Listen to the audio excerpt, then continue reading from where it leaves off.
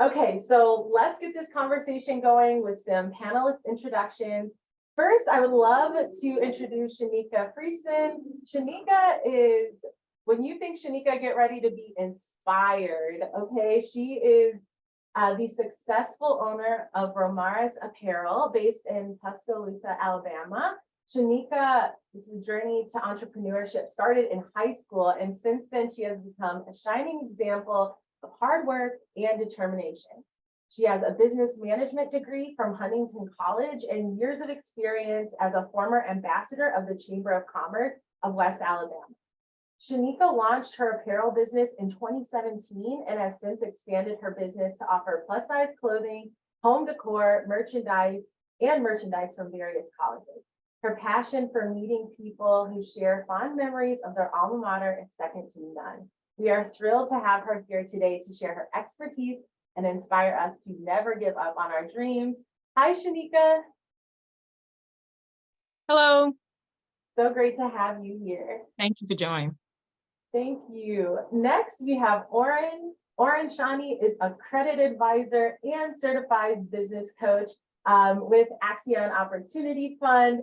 And I have had the pleasure of working with Oren on many webinars. So we're old friends in this.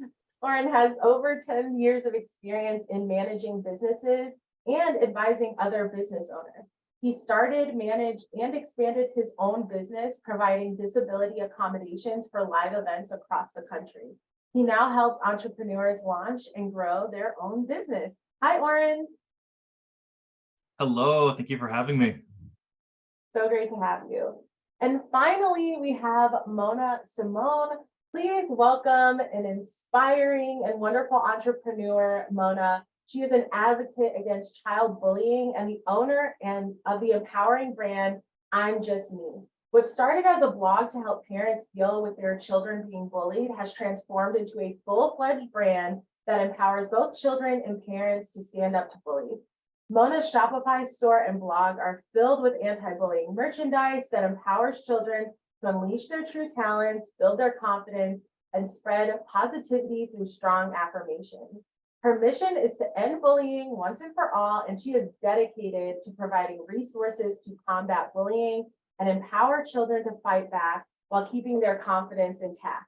Mona is also an author of the children's book, One Brave Night, which teaches kids to face their fears of sleeping alone. We are super honored to have you here, Mona. Hi, thank you. I'm excited to be here.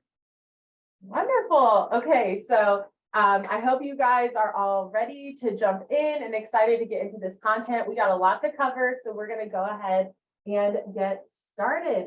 So first, I'd love to start with Oren. We hear a lot about, entrepreneurs being super busy and maybe not taking the time to dig into their business plan. But I'd love to hear from you. What's the value of having a solid business plan, and what are some key elements that should be included, Oren?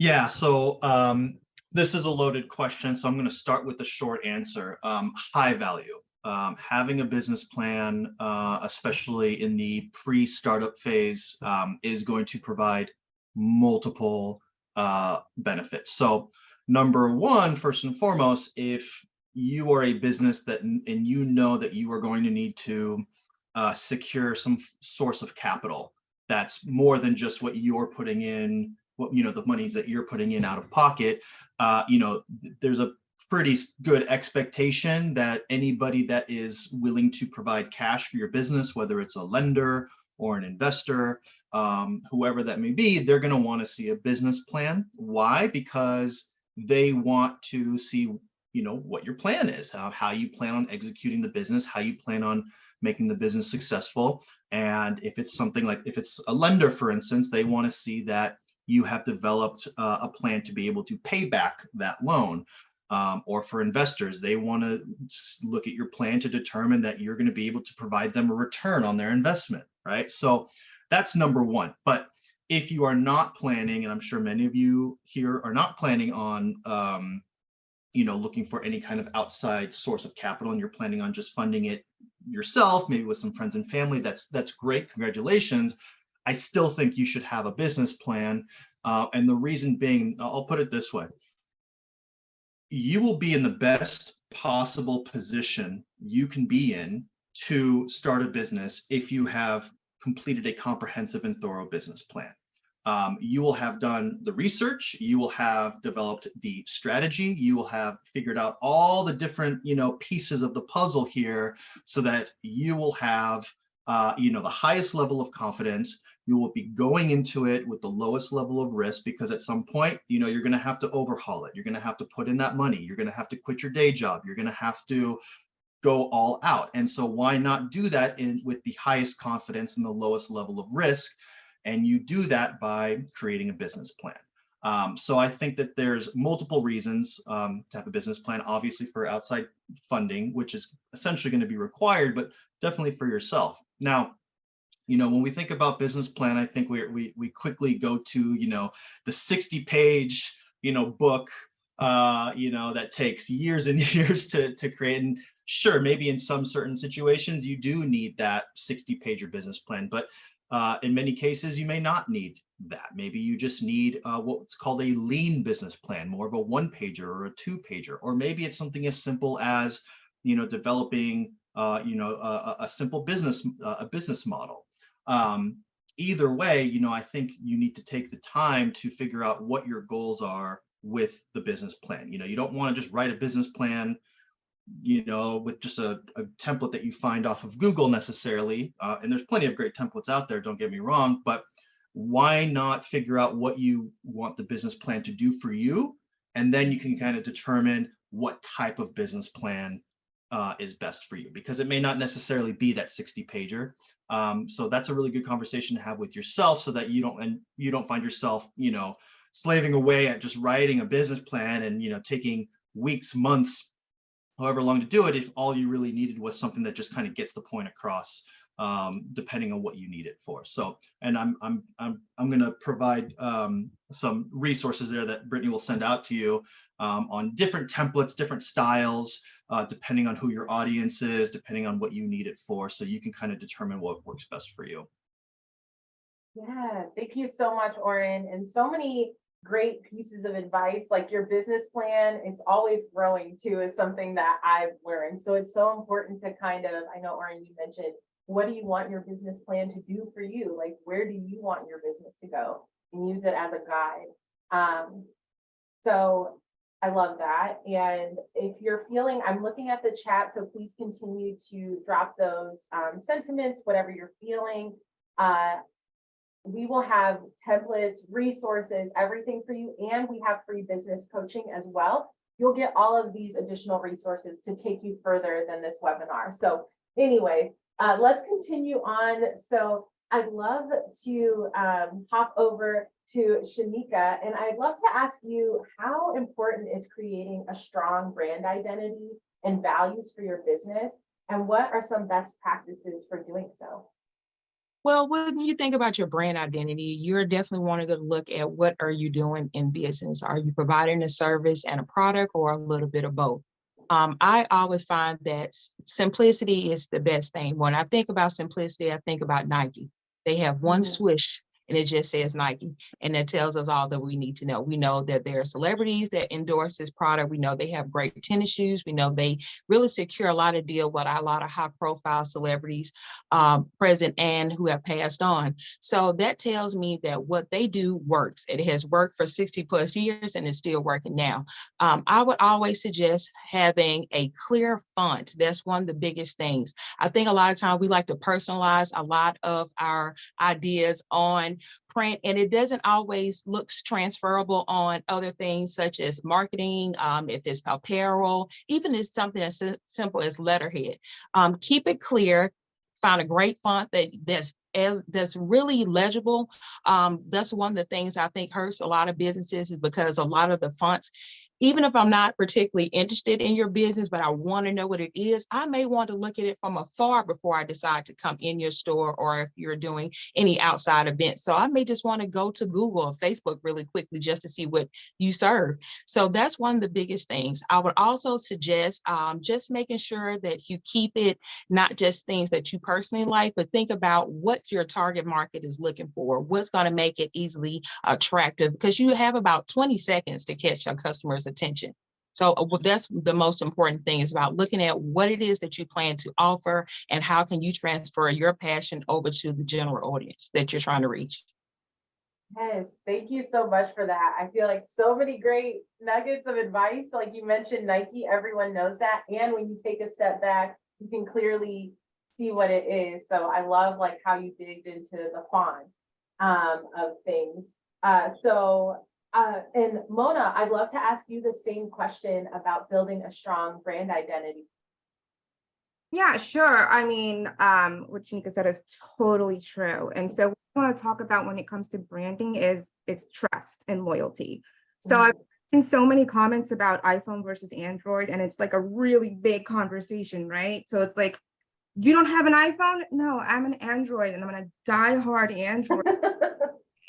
I'm loyal, and you can't get me to use an iPhone. You can't get me to use a Mac. And so what they did is they positioned themselves as that brand. And so like, I drink Coke.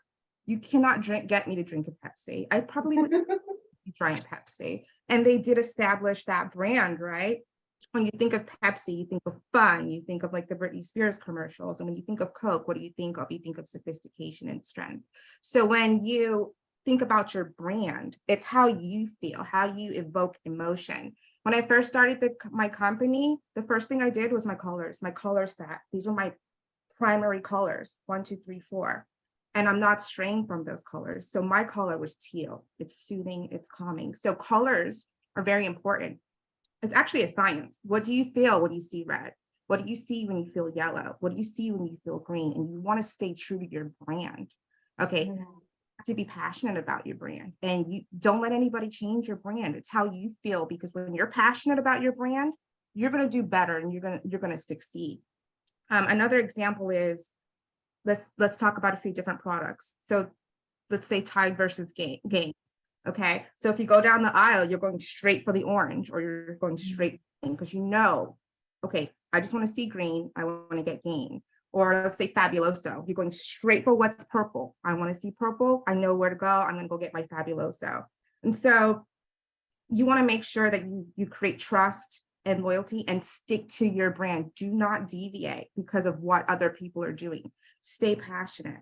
And that being said, it comes back to like, how many times have you left something in your shopping cart and you're like, oh, even if you see like that tax that's like $4 and you're like, I'm not going to spend that much money. You leave it in your cart.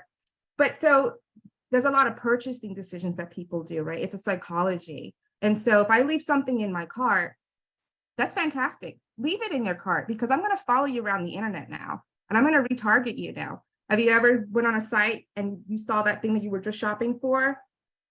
Before it was like, wait, is this like magic? No, it's not magic. It's that tiny Facebook pixel that you put on your site, and now they're following you around the internet. But what do they see? They constantly see your brand and your colors, and you're starting to build trust. So always stay true to your brand. I started off with a simple logo. I went to like logogeneratorfree.com and I put in a certain icon. I know I wanted a crown, and I put the icon in, and it came up with a simple logo generator for me, a logo for me. And I cleaned it up. It was cheap. It was free. It was fast. It was simple. It was, I'm just me with a crown. And that's it. I didn't need anything specific. I didn't need anything complicated. And so always build that trust, that loyalty, stick to your colors, always invoke emotion for your brand. And you know what your product is, and you know how to invoke that emotion. So make sure that you're invoking emotion with your brand. Ooh, I love that. I love how my little Apple ears, I covered them, but but like you made such great points about when people are loyal, they like tune in and they look for certain things. Yes. So I love that. So many great pieces. And we have a really great question in the chat. And I was wondering if, Oren, you might be able to just briefly chat about this. Someone says, brand identity is so hard to determine. How can we build that plan or steps that can actually lead to creating the identity to bring the clients in? So where do you start? That's a really good question, and I'll start by kind of piggybacking off of what Mona was saying, that you have to. I think there are two pieces to this. The first piece is you have to understand who your company is, not what your company is, who your company is. I mean, creating a brand is essentially, personifying your business, right? Your business can have attitudes, your business can have ideologies, your business can have a culture, your business can have values, just like we as people do, right? And I think it's all about determining what that is and kind of, creating the framework around those personality traits or those characteristics about your business. That's creating your brand. The other piece to this is understanding who your customers are. And I think we're going to get into this in the next question, but you are in business to solve a problem. You are in business to solve pain points, gaps, struggles, issues that people are dealing with that other companies haven't been able to address. And that's kind of where your secret sauce comes into play. That's where your unique selling proposition, your unique identifying factors come in, is your ability to address those pain points or gaps that other companies, other competitors just haven't been able to do, whether it's better pricing, higher quality products, better customer support networks, whatever the case may be. You as a business need to understand who those people are that are going to benefit the most from engaging with your business as opposed to a comparable business. And that's your target market, right? And we're going to get into that, but I think those are really the two pieces to developing brand identity: is who you are and who are the people that you are benefiting the most with what you do or who your company is, or whatever the case may be. So that's, if you're able to answer those two questions, I think that's a good starting point to developing this framework for your brand identity.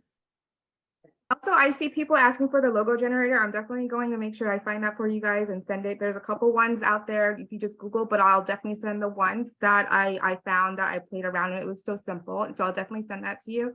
And also, I wanted to piggyback off on this question. It says, what if you got your logo off of Canva? It's free, but I'm not sure that's a smart idea. I think that is an amazing idea because Canva is an amazing tool. And so what you want to do is create your logo, go ahead and PG, JPEG it, PNG it, and then all you got to do is go to Google, do a reverse image search, and if it doesn't pop up, it's yours. And if you're, and I highly doubt that someone would have your logo that you made yourself, but definitely use that reverse image search and see if there's anything out there like it, and you'll see if it's out there. Thank you for that. And I love that. Just use your resources, like, it's okay to use what's out there and get started, and then just kind of work your way through it. You're always going to be growing and changing. So we are talking a lot about, target markets and marketing. So I want to dig into that a little more. And Oren, I'd love to start with you since we started to touch on this. But what strategies can you use to identify your target market, and how can you tailor your marketing efforts to those folks? Yeah, happy to answer this. So I think there is a qualitative aspect to this, and there's also a quantitative aspect to this. And I'm going to speak more on the quantitative because I think Mona and Sheneka are a lot more, this is more their expertise than mine. But from a quantitative standpoint, what I mean by that is,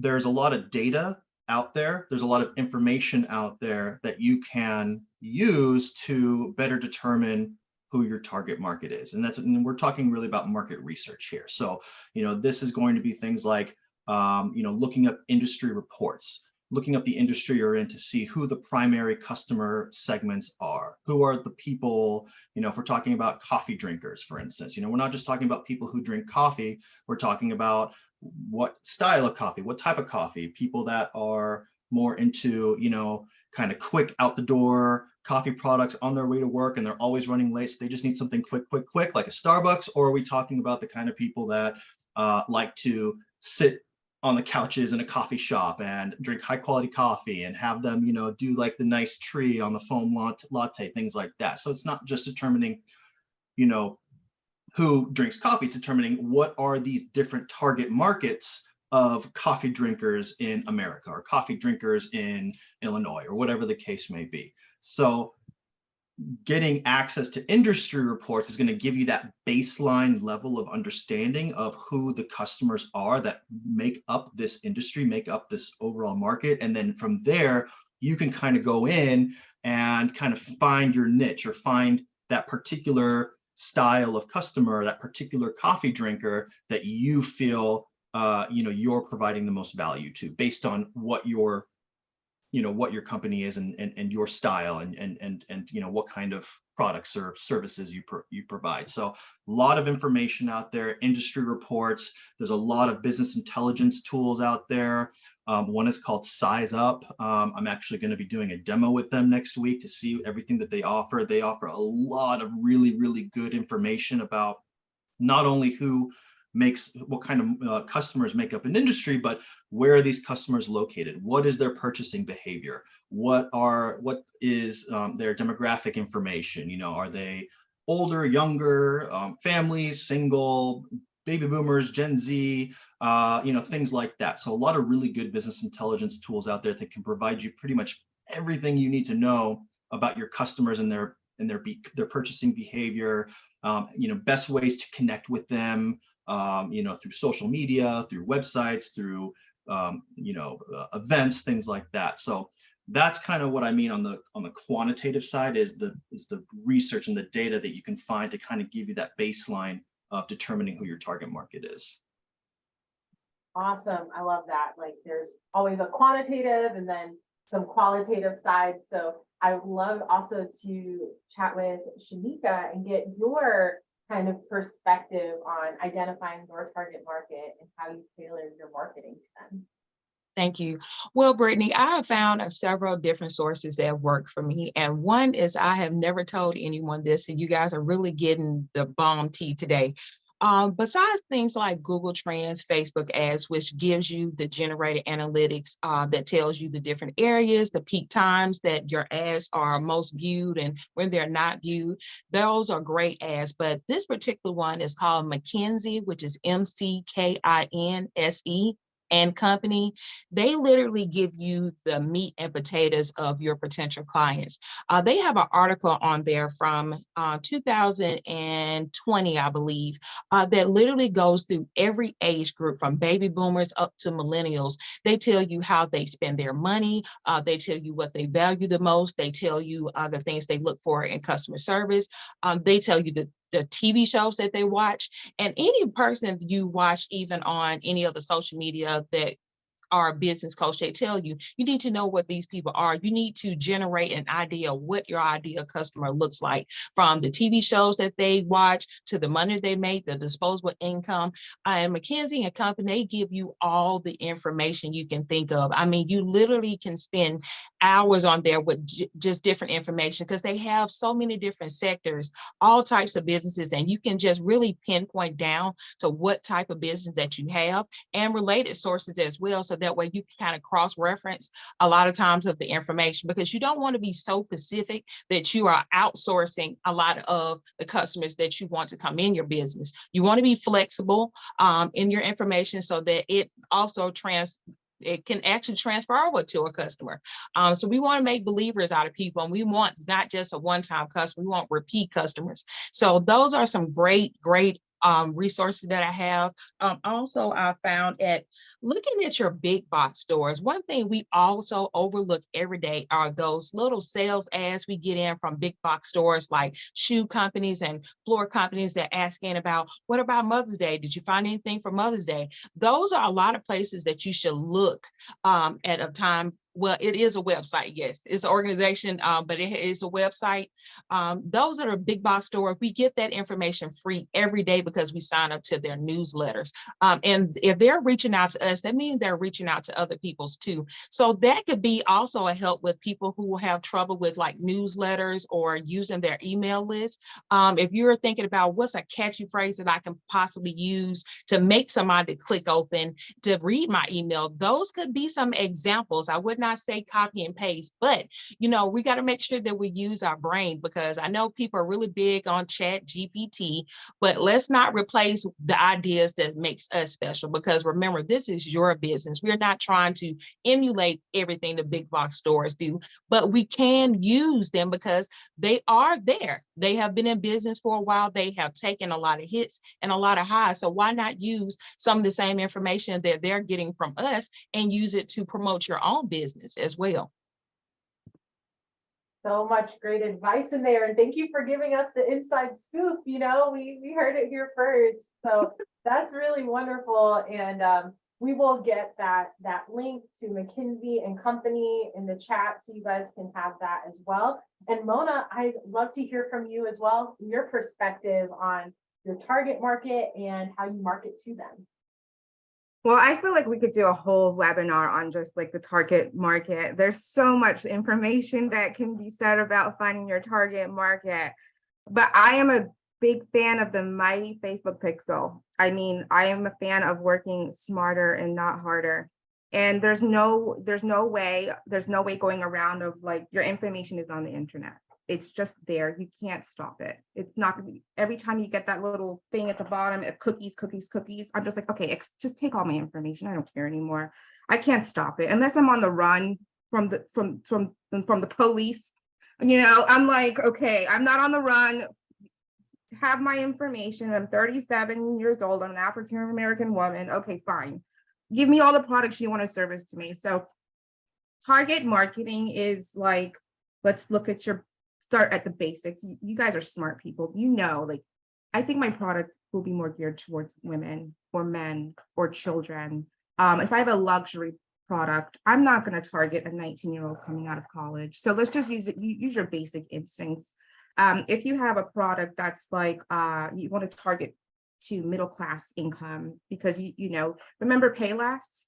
So Payless, I don't think they're around anymore, but they did, what was their target audience, right? Who were their target audience? People that didn't have much income. And so when you think about your target audience, let's talk about Walmart or Publix. Who would Walmart target to? Or who would Publix target to? So for me, I go to Walmart because I'm feeling cheap that day, but I go to Publix because I want excellent customer service, right? But their products are really expensive. But sometimes I'm like, okay, I'm going to go in there. But I don't think I'm Publix's target audience because I'm cheap. I'm frugal. I'm going to go to Walmart. I'm going to pay less. And so think about your target audience when it comes to your business. Also, like I said, I'm a fan of the mighty Facebook pixel. Do not be scared of the Facebook pixel. Put it on your Shopify store. It takes 20 seconds to do so. There's so many resources out there for putting your pixel on your store, and use that pixel. So I would start with a basic engagement ad, and it's very easy to use Facebook ads. Don't be scared of Facebook ads. YouTube is there. Start with a basic engagement ad. Utilize that engagement ad and know if you're going to go nation or if you're going to go broad or if you're going to go wide, but do a little bit of testing. And once you got some traction on your engagement ad, then you just open up that little analytics and it'll tell you that this person is a woman. Her age range is from the age of 35 to 45. This is who she is. This is this profile. And so as you test more ads on Facebook, they will give you who your target audience is. And that's who you want to target. Now you want to work smarter. So let's just say you have a shoe company. It's women's shoes. So you're saying, I don't want to leave out men. I want to target men because they might want to buy for their women on Valentine's Day. But your budget is your budget. I would allocate those funds to women only because you want your cost per click to be as low as possible. So stick to your target audience, stick to your common sense, stick to your intuition, stick to your customers, stick to your branding because you know who you're targeting, and definitely just use those little tests on Facebook engagement ads. And then you can retarget them and do lookalike audiences and follow them around the internet. And then you will get a narrower target niche and you can, and do exactly what I just said. I also just really wanted to quickly share my screen if that's possible. So I learned a little trick, and maybe you guys know that you could do this as well, but let me just share my screen really quickly. Let me know if you can see it, Brittany. Can you see? Are you able to see? Yes, we can see it. Okay, so you see the Facebook page? Right? Yeah, we see the Facebook page. Okay, perfect. So I like to stalk my people, right? This is my competitor. This is a very strong brand. Okay, it's for children. And so I don't mind stalking my competitors. I want to see what they're doing. So I Googled their Facebook page and I'm like, okay, let me see what they're doing. But I also go down and you see this thing called page transparency. And so when you click see all, you can say go to ad library. And you can do this with every brand on Facebook. Coke, Pepsi, Android, whoever, and you can see what they're doing. And start to look at your competition and start to see what they're doing. I love stalking my competition. I love seeing what works. I love seeing what they're doing, seeing the videos that they're running, all of these ads that they're running. So definitely utilize that and look at your competition and start doing what they're doing. There's no shame in you know, seeing what they're doing and then do it better. Love that. Thank you. And Oren, I wanted to pass it back to you. Really. Yeah, just like a final note just about target market. And I just wanted to bring this up because I come across this a lot with my clients who are startups, and this is a big point of frustration for them, is be ready and comfortable with your assumptions about your target market not necessarily being correct. You know, we make a lot of assumptions about who our target market is. And I think in a lot of cases, you know, we tend to say, well, if I was a customer for my business, I would definitely want something like this. But, you know, I'm only one person with my own set of characteristics, and people are different. People, you know, have different characteristics, different situations. So be okay and be ready to adjust what you thought your primary customers are. Let data kind of help fine tune it, and be ready to make the necessary changes for that. I just bring this up because this is a big point of frustration for my clients, especially when they open their business and they're doing all this marketing, they're spending all these marketing dollars and they're not getting anything back, only to realize that they've been advertising to the wrong people. So be okay with that. And that's a part of growth for you. That is not a failure. That is not you having failed to open your business. That is a huge learning opportunity and a huge kind of fine tune for your business and developing more strength for your business and developing more of an ability to get customers, is being able to understand where those assumptions were off and fine tuning as necessary. So look at that as an opportunity, not necessarily as a failure. Yes, totally love that. So many good tips and tricks on where you can go to find your audience, how you know who they are, so many great things to market to them. And now we're going to get into the biggie, like funding, right? So you want to start a business and you probably, you know, want to figure out what are some ways you can do that in terms of funding. So Oren, I'd love to start with you. What are some common funding sources for startup businesses, and how can you determine which one is right for your business? Yeah, so this is a big one. I'm going to speak specifically on small business loans. I know we'll be talking about grants and maybe investor opportunities, maybe crowdfunding campaigns, but my kind of focus is more on the lending side of things, so I'll just speak to that.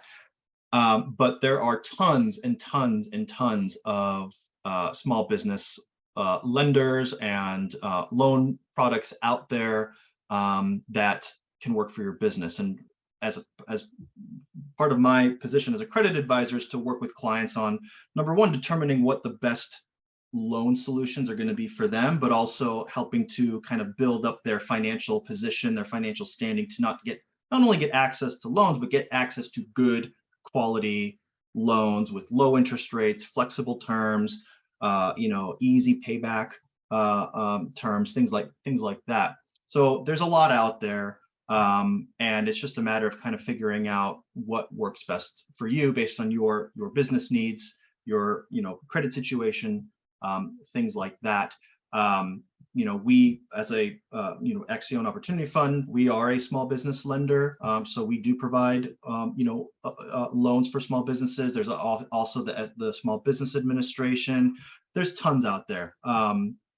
And I would just say, I'm happy to work with you all to kind of figure out if anyone's interested in having a conversation about that. I'm happy to do that. But what I'll say is this, just kind of as an overall kind of, at least my personal opinion and personal ideology, is start at the community level and work your way up. And what I mean by that is there are a large volume of community-based lenders, community development financial institutions, or CDFIs. We are one of them. Credit unions, basically lenders kind of on a smaller community level that provide a little bit more of an intimate experience for small business customers that are also kind of willing to work with you a little bit more than a typical for-profit financial institution like Chase or Bank of America or whoever would do, right? Because they work off of primarily algorithms. You don't get a human, you get a robot. With community lenders, you get a human. So I would say, start off with the community-based lenders, and if they are able to provide you with your funding needs, great. If not, then you can kind of start working your way up. Maybe work your way up to the regional banks. And then if they don't work out for you, work your way up from there as far as you need to go to, to be able to address your business needs. But my personal opinion, and yes, I'm a little bit biased because I work for a community lender, but I still find this to be very true, is start off at the community level, because we tailor our loan products based on your business needs and maybe some of the hurdles or roadblocks that you've been experiencing with some of the more traditional large financiers. And like I said, just kind of work your way up from there. So that's kind of my number one advice, I would say, if you are shopping for good, high quality loans for your business. Love that. And people are definitely interested in connecting with you, Oren. So if you want to drop a link, or I can drop a link to a free business coaching, and you can talk with someone, Oren, or someone just like Oren, to discuss your particular situation, we can do that as well. Also, okay, let's move on to Sheneka. I would love from your perspective about your experience with funding and how you determine what was right. There's different sources that you can use, and you're currently on the platform that's getting ready to offer you services as well, such as Oren. They have a great mentorship program that offered a grant back in December. It's a 4-month period.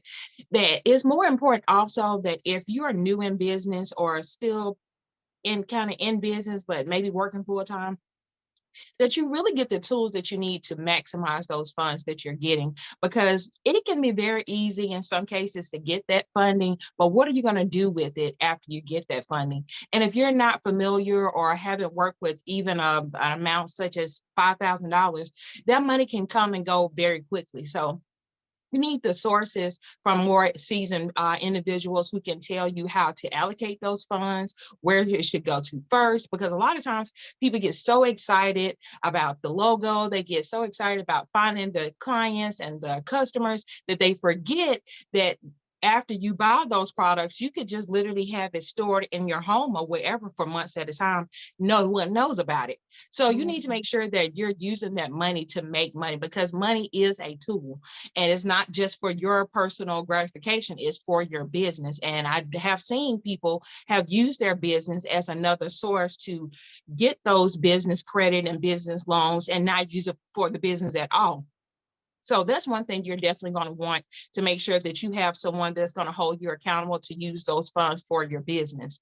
Another great thing is that something that people never really know about is that your state is responsible for getting funds into your pocket. Think about your municipalities. And one of the biggest things that people never, ever, ever, ever, ever look at is look at your city website, the place where you may pay your utility bill, such as a water bill. Those things are literally hidden in plain sight. Your municipalities have funds that are allocated to them every year that they either have to use it or they're going to have to send it back. For example, I live in Tuscaloosa. So I'd like to just go through the rabbit hole sometime. And on my city website, of course, when you pay your utility bill, was there a tab on there that offered you an opportunity to go in front of your local city council and present your idea? Well, they would take any amount from $3,000 all the way up to $150,000, which be considered a loan for 30 days. But if you immediately started on this project, whether it was opening a business, and like I said, it's general.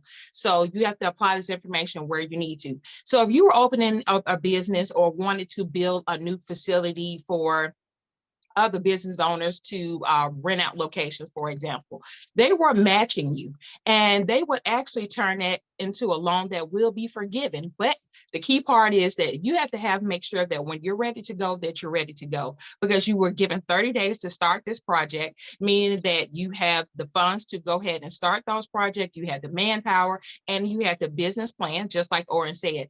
They may not require you to have a 60-page page. You may just have a 3-page. But if you're sounding, if the point is to make sure that you're pouring back into the community, so to speak. So you're creating jobs. So that's also a check.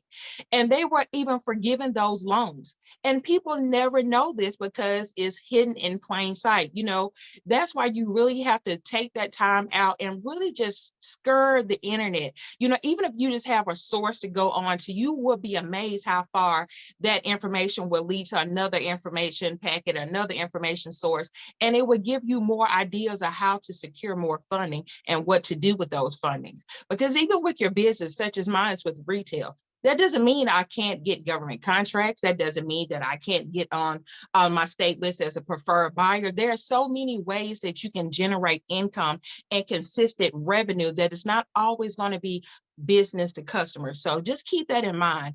You also want to look at different fundings that's offered by the Small Business Network. You have those in different states. They offer you certifications if you'd like to get certified as a minority business or a minority woman-owned business. You have so many resources that are free. The only thing they're asking you to do is show up. You know, with a business, just like when we go to work, you know, you may dedicate 8, 10, 12, 16 hours to your employer. You got to remind yourself as well that if you want to come out on the other side and go from being an employee to an employer, there's work that have to be done with that as well. And there are resources. Since COVID, businesses are popular to start. I mean, we have hit the reset button when it came to businesses and sources. So there's no shortage of finding the information. It's just up to you to stay accountable and to apply that information and those sources, you know, and not waste time with, you know, saying you want to start and a couple months down the road, you decided not to do it as much or you're not on it. Because, you know, these people are very important to our community. They help us sit in front of you today. So take advantage of the information that's getting here on AOF and the information that's given from the panelists as well, because it's here. It's here for the taking. Yes, thank you so much, Sheneka. And Mona, same question about funding for your business and how you figured out what was right for you. Yeah, so for me, I know it could be very scary because it's like you have this amazing passion product of yours and you're like, okay, how do I get started? I don't have any money. But you really do. If you think about it, I actually looked back at the time where I had a tax refund for the past couple of years, and I'm like, I didn't take that initial set of money and just for 3 years and just put it somewhere where I couldn't touch it, right? What did I do when I got my tax refund? I did pay off extra bills. I did do some things in XYZ, but I really thought about like how I could have utilized my tax refund and set it aside just for a couple of years and just let it sit there and don't touch it. Pretend you don't have it. And so what I did was I started off with a plan. I know I needed inventory and I know I needed marketing. So my go-to was Alibaba for my inventory. I was negotiating at 11 p.m. at night. No, it's not going to be 80 cents. It's going to be 30 cents. You're going to give me the lowest minimum order quantity, which is 100, because that's all I can afford. And that's what I'm starting. So I had my spreadsheet, I had my companies, and I'm like, this is my lowest MOQ. They sent me samples. I said, okay, even if it was $300, it's 30 cents, XYZ. So my minimum order quantity was $300. I know now on my spreadsheet, I need to get $300. or $400 or a total of $1,000 for my inventory. Now, I'm not going to give my credit card or my debit card right away, but I know that I can get 6 months from now, I can get my minimum order quantity. And so I saved for that. I actually cut out Amazon shopping. Did I need it? I didn't need it. Okay. Some people have indulgences. Stop the Uber Eats. Let's look at what you spend on Uber Eats for the month and stop and take that money and put it aside. You'll be surprised what you have in a year. You can't just start tomorrow. You're going to have to save and give yourself a time. Say, I'm going to give myself 12 months.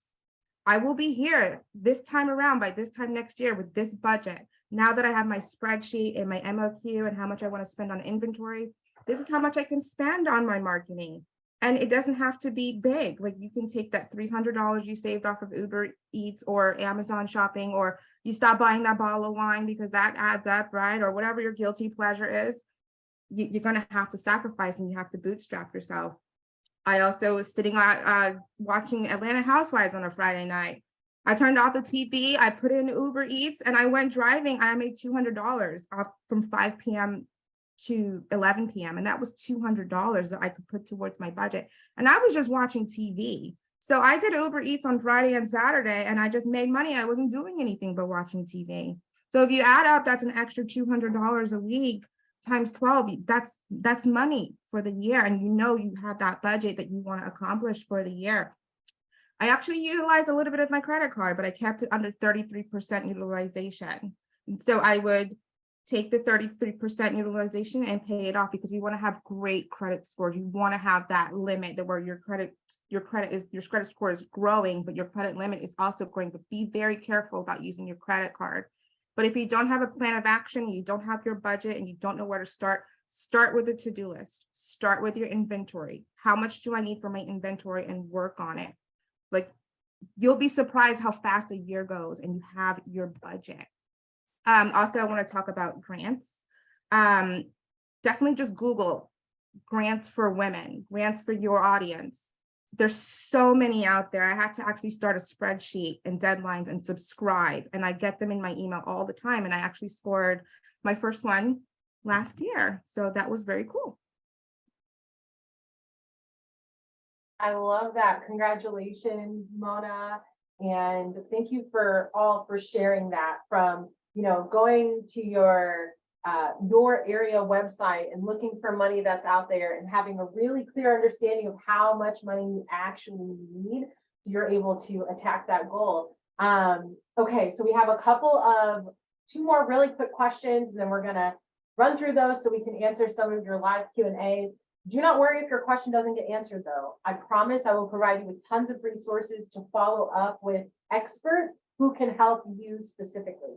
So we want to talk really quickly about networking. Sheneka, I'd love to hear how important was networking and building connections with other small business owners for you, and what strategies you use to do that. Since COVID, I know we have had a lot of invites that go to Zoom, and it's time to get back and to do things in person, because I really feel like you really make a better connection versus being on digital platforms 90% of the time. I found that a lot of relationships, are being built through a lot of the networks in your local area. Even if you don't live in like a much larger town, like I stay primarily in like a college town. So my next metropolitan city is doing great things. We have an African-American mayor. You have things like the Urban League, in that area would be Birmingham Urban League. You have so many different businesses that focus on different types of business owners, like young business owners that may have a group between 25 up to 35. You may have someone like a BMI. You have so many sources that you can start getting out. And I think it's best to get out of your comfort zone. If you've never been to a chamber event, and every area has a chamber of commerce, and go to your chamber. They are the resources for things that are happening in your community and other affiliates that they partner with. If anything else fails, Eventbrite. They have all type of events. All you have to do is just plug in information about what you're looking for, and they will tell you a ton of events that's happening in your area, some that you can plan earlier, some that can happen within a week. And that's when you really start making your connections. Because I always feel like I don't want to be the smartest person in the room. I want to be with people I know that I can learn from, that I can invest in, and vice versa, because that's how you really start to make those connections. You know, we could be sitting here right now, and even in this platform where we're sharing information, somebody may have something that you need and vice versa. And you may guys want to team up. You know, and nobody would know you if you're sitting at home with your product and your service. We have to get off the social media and get into these streets and make those connections, because that's really how you're going to move the needle in your business. Yes, I love that. And once you get in front of people, they know you. They'll be like, ooh, Sheneka. Exactly. And then you're in rooms you didn't even walk into. You haven't even been there. So I love that, Sheneka. Okay, we have one last question, and we're gonna do the rounds on this one. So, you know, with our folks in this in our audience today, they're wanting to start their business. They're wanting to get it open. What is something, a common challenge that you as a small business owner face? And how can you overcome it? Like, what is something you wish you would have known before you got started? Sheneka, I'll start with you. One thing I will say is perfect is for broke. Okay, that's for broke people thinking. Okay, everything is not going to be perfect. That's the trial and error that comes on it. And just like Mona says, she started off with a simple logo, and you can expand from there. Just get started. You know, the world needs something that you have, and we will never know what that is until you get started. Be consistent with yourself. Make a promise to yourself every day. And just as if you go to work to that job you may not like anymore, or just really burnt out, make that same type of commitment to yourself to say, at least for 2 hours a day, I'm going to dedicate to learning more about my business, how I can make my platform stronger, how can I make my message more stronger to customers or potential customers. So I think that we should remember why you're starting this business. If it's for revenue, if it's just for an outlet, remember why you started, and from there you would do great things, because you guys have the resources, you have the idea. We just need you to bring it out.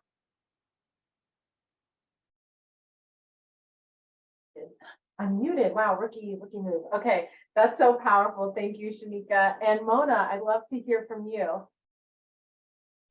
Don't give up. Do not doubt yourself. I know we toss and turn at night, and we put these things in our heads, and we're just like, I can't do this, but you really can. I didn't know I was going to do it, and I looked back in a year and I said, I did all of that, and I'm like, yeah, you did. And it's just because you didn't stop, and you were relentless. But to that point, don't get burned out.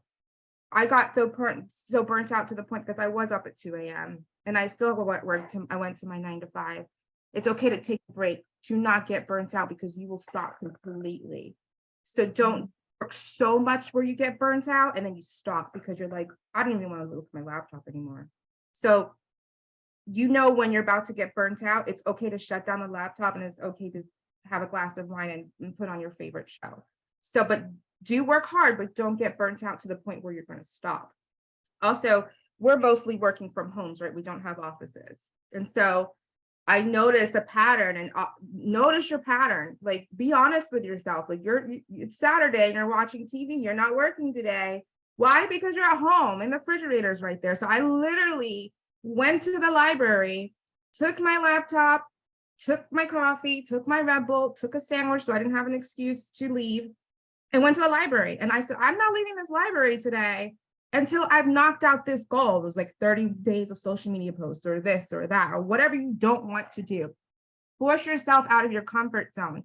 Get out of the house, go to the library, lock yourself there, take away the distractions, just get to it and get it done. And so it's okay to doubt yourself. It's normal, but just get over it really quickly. And so you'll be amazed about where you are next year and how much you've accomplished. And don't be afraid to congratulate yourself and said, yeah, you kind of did it. And you conquered the first milestone. Okay, it's in chunks. Let's keep going, and pat yourself on the back. It's okay to do that. Yes, love that. Celebrate yourself. take breaks, but don't stop. That's so great. And then Oren, same question for you. Yeah, I agree. I think the biggest challenge is the mental challenge, your mind state. That's the hardest part of this whole thing. And to kind of add a different element to that is, you know, always be willing to learn, be ready to be humbled.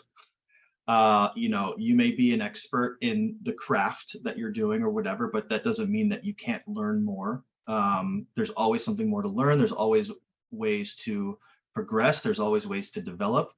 And if you can open yourself up to that and let yourself, you know, be wrong in some situations and learn from that, then that will strengthen your ability to run a business. So always be willing to learn, always be willing to, you know, do better.